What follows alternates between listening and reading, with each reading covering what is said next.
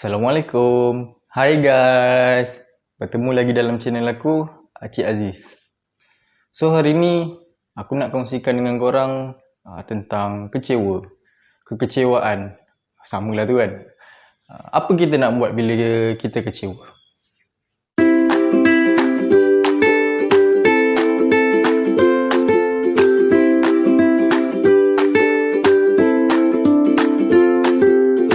Sedih kan bila apa yang kita impikan tu tak jadi. Tapi itulah realiti kehidupan.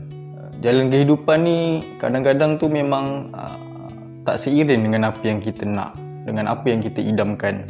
Ada banyak perkara dalam hidup kita ni yang di luar kawalan kita.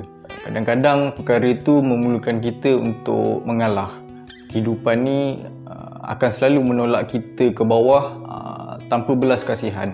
Sometimes the things you love break you, and sometimes you break the thing you love. Speaking kekecewaan yang paling besar dalam hidup kita ni adalah bila mana kita meletakkan sesuatu pengharapan tu pada tempat yang salah. Kita lupa yang kita cuma mampu merancang. Dan bila Allah pilih untuk kita diuji, kita tersungkur, tak mampu nak berdiri. Kita hilang harapan, kita hilang punca, kita putus asa. Seolah-olah itulah penamat hidup kita. Kita letakkan hampir sepenuh keyakinan kita pada manusia. Kita tak sedar yang manusia tu boleh pergi bila-bila masa je yang dia nak. Hati berubah, manusia juga berubah. So jangan buat diri kita ni terperangkap dengan bayangan masa silam. Belajarlah untuk melepaskan meskipun kau rasa ia akan merabatkan jiwa. Rahmat Allah tu sangat luas. Selagi kita bernafas, selagi itulah kita berhak bahagia. Masa silam tu dah berlalu. Kita sentiasa boleh mula semula. Kita sentiasa ada peluang untuk muhasabah, untuk fikir balik setiap tindakan yang pernah kita buat. Kita mungkin terluka sebab kita mencintai orang yang salah. Tapi kadang-kadang pilihan yang salah itulah yang akan bawa kita ke tempat yang betul. Aku tahu proses move on tu memang sakit. Tapi tak ada yang lebih menyakitkan dalam hidup ni selain daripada kita terperangkap dalam kehidupan yang bukan lagi milik kita. Kita akan belajar daripada itu semua dengan harapan kita tak ulang balik kesilapan yang serupa. Hati tak akan tenang bila selalu mengenang. Banyak kenangan yang kita harap kita dapat lupakan, tapi percayalah, itu sangat-sangat mustahil. So, berdoalah pada Allah supaya kita dikurniakan hidup yang lebih bermakna, yang lebih baik. Persiapkan diri untuk menjadi yang lebih baik. Mana tahu esok lusa ada yang lebih indah, kan? Teruskan berdoa. Allah tunjukkan kasih sayang dia dalam pelbagai cara. Salah satunya adalah dengan ujian. Kadang-kadang takdir tak memerlukan kita untuk faham kenapa dan mengapa. Apa yang kita perlu buat adalah terima dengan ikhlas dan redha. Jiwa kita ni untuk jadi kuat perlu diuji. Selalunya ujian akan buat kita jadi lemah. Hati kita jadi akan hancur.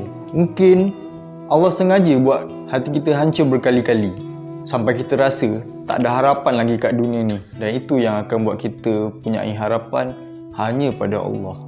Bila Tuhan nak bagi sesuatu, kadang-kadang ada benda yang perlu kita lepaskan. Percayalah yang Allah sentiasa akan bagi yang baik-baik untuk kita. Kalaupun bukan sekarang, mungkin esok ataupun lusa. Tapi yang pasti, harinya akan tiba juga. Belajarlah melepaskan. InsyaAllah, kalau kita reda, mesti ada yang baik-baik untuk kita. Selagi engkau bertahan semata-mata takut nak melepaskan, selagi itulah kebahagiaan sebenar takkan datang pun.